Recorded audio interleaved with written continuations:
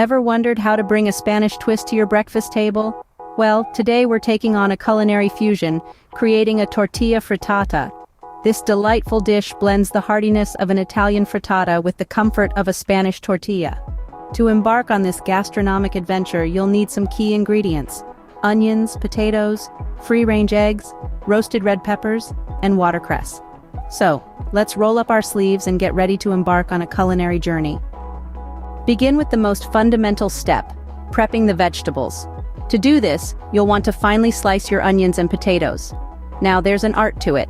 Sharp knife, steady hand, and remember, keep those fingers tucked away. Slice the onion into thin, delicate rings and the potatoes into equally thin slices. This will ensure they cook evenly and infuse maximum flavor into your dish.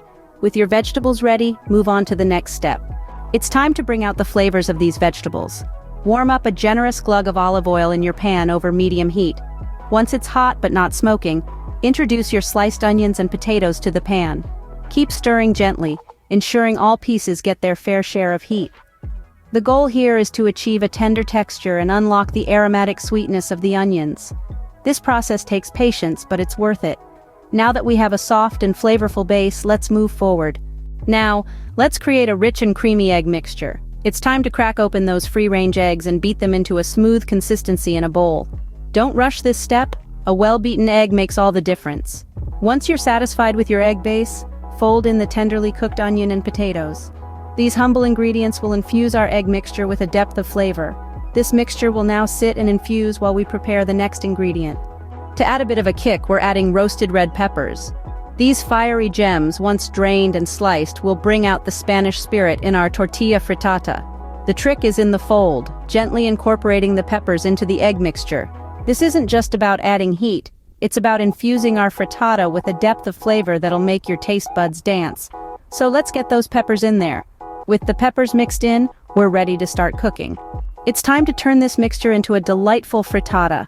Our pan, already warm from sautéing the onions and potatoes, is ready to welcome the egg mixture. Pour it in gently, allowing it to spread evenly across the pan. Now this is important, let it cook on low heat. We're not rushing here. We want the base to set nicely, which will make for a more stable frittata. Once the edges start pulling away, it's time for the oven. Bake it until it's golden and the eggs are set. The heat of the oven will do the rest.